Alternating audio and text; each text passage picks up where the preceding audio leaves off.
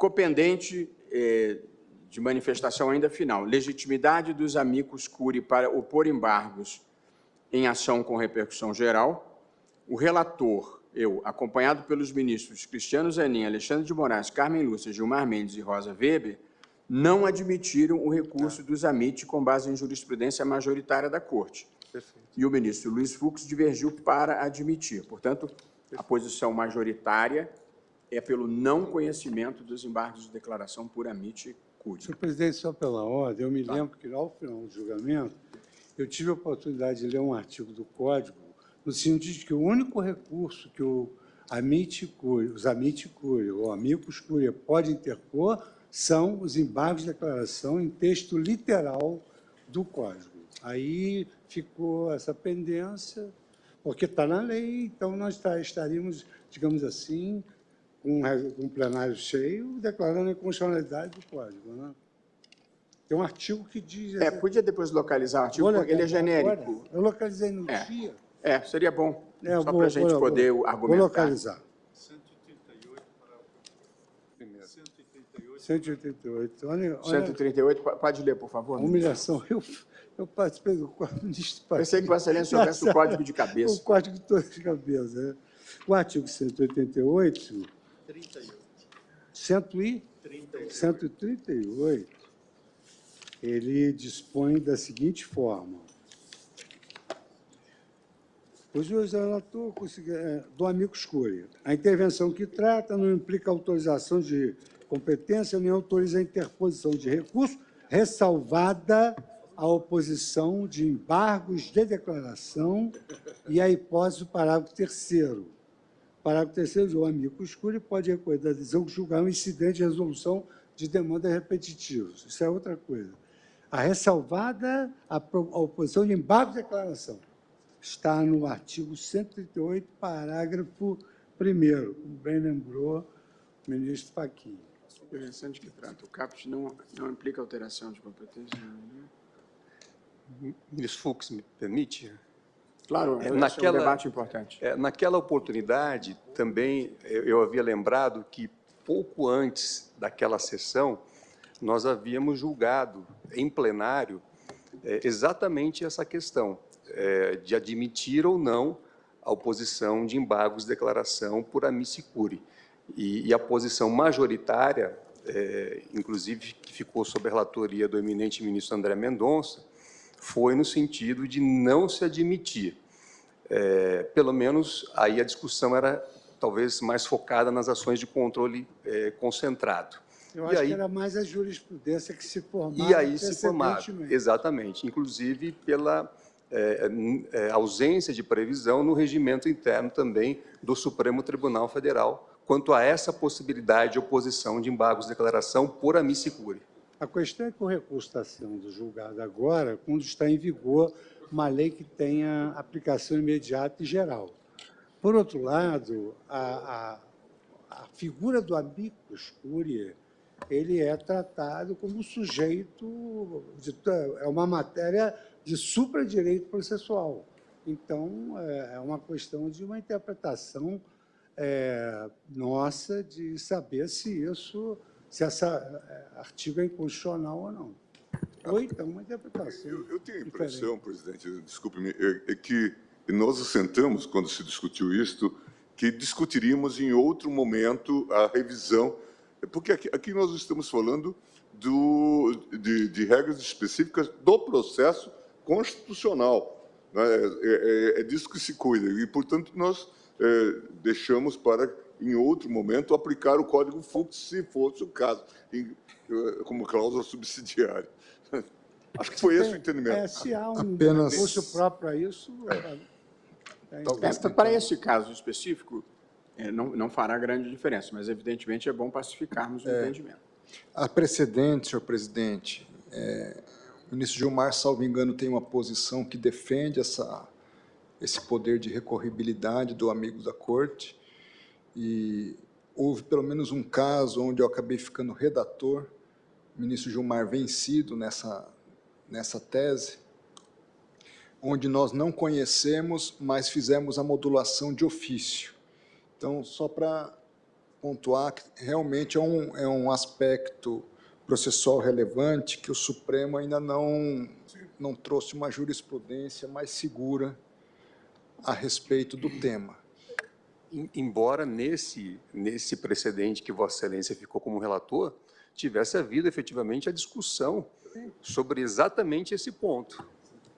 E prevaleceu o entendimento... Prevaleceu, inclusive, eu só estou apimentando aqui a questão. Que a Lei 9868 não fala. Mas nós tínhamos o entendimento de que esse é um processo, que os processos, tanto por ação direta quanto controle incidental, teriam um rito específico e por essa razão, eu penso que nós havíamos excluído os embargos de declaração. É verdade que o CPC é textual, mas ele é genérico, né? A gente pode ter uma regra específica para a tramitação no Supremo. É porque, na verdade, ministro Fachin, já vou ouvir, nós ampliamos muito o espectro do acesso de amici curiae ao Supremo, no que acho que fizemos bem, porque aumenta a participação da sociedade nos nossos processos.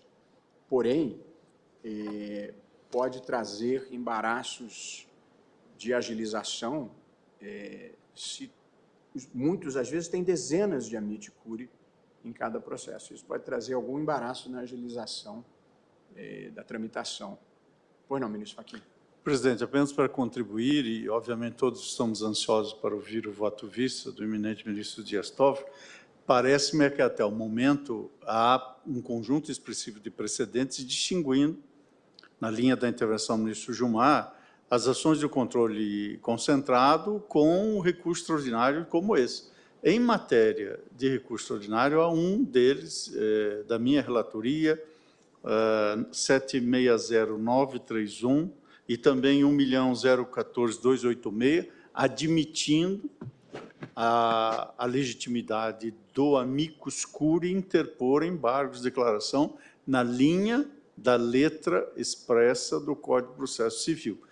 Em termos de controle abstrato, a precedente da lavra de Vossa Excelência, ministro Barroso, nos embargos de declaração da ADI 4389, não admitindo, portanto, pela impossibilidade.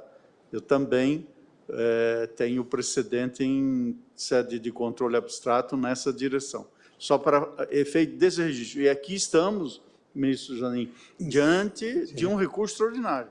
Que é regulado pelo Código de Acompanhei Processo a posição Civil do cabimento, mas isso ainda está... E tem muitas decisões nesse sentido, desse cabimento. A nossa jurisprudência tem sido essa, talvez possa ter pontualmente alguma divergência. Não, é porque é RE, não é ADI, né? Até que nós equiparamos, ministro Fux, o RE com repercussão geral à ADI, pela objetivação do processo constitucional, de modo que o tratamento, eu acho que deve ser idêntico. Eu por esse momento, me reservando ainda a possibilidade de maior reflexão, porque, de fato, o código é textual, eu, nesse momento, ainda me manifesto pela manutenção da jurisprudência tradicional, um pouco defensiva, mas acho que é importante, na medida em que a gente amplia o acesso dos amici curiae, a gente restringir um pouco medidas que, por vezes, são meramente procrastinatórias. Mas depois voltamos isso separadamente. Então, vamos ouvir o voto. E a todos que nos acompanham. Senhor presidente, preliminarmente, só falando em tese, em relação a esse debate que surgiu ocasionalmente a respeito dos embargos de declaração por amici curiae, eu adianto e lerei o voto que eu vou acompanhar o posicionamento do ministro Luiz Fux, do ministro Edson Fachin. E já justifico, do ponto de vista da razão de ser. Não é só pelo fato do Código de Processo Civil permitir esses embargos em recurso extraordinário para o amicus curiae. É também pelo fato de que um processo subjetivo, ele alcança nessa corte com a repercussão geral uma objetivação. E todos nós aqui já suspendemos inúmeros processos para aguardar o processo de repercussão geral. E as outras partes que estão com processos sobrestados, se elas que se qualificaram como amicus curiae neste plenário não puderem externar uns embargos de declaração, elas ficam na dependência daquela parte que foi a parte escolhida. E por que foi aquele recurso extraordinário que foi escolhido e não o meu? Aquela outra parte que entrou aqui como amicus curiae, porque a repercussão geral são vários processos que ficam sobrestados, milhares, às vezes dezenas de milhares. Então, uma Corte Constitucional aberta, como nós nos propusemos a ser e nos propomos a ser, uma coisa é o controle concentrado, que isso é erga omnes, e isso se julga abstratamente em tese. Outra coisa são os recursos extraordinários com repercussões gerais, em que dezenas de milhares de interessados ficam sujeitos a uma única parte poder embargar, então. Então, eu gostaria de, já que houve essa discussão preliminar, reassentar a força normativa do CPC aqui, que eu acho que é democrática. Eu acho que ela insere aqueles que estão com processos sobrestados em razão de repercussão geral para poderem participar da rediscussão do tema ou de eventual hipótese de cabimento de embargo de declaração, caso aquela parte que é única, que está com o processo de repercussão geral e que decaiu, que sucumbiu, não o faça. Então, eu entendo que nós temos que, sim, aqui, nesse caso, não podemos colocar os precedentes do controle concentrado. Dito isso, vou me voltar aqui ao caso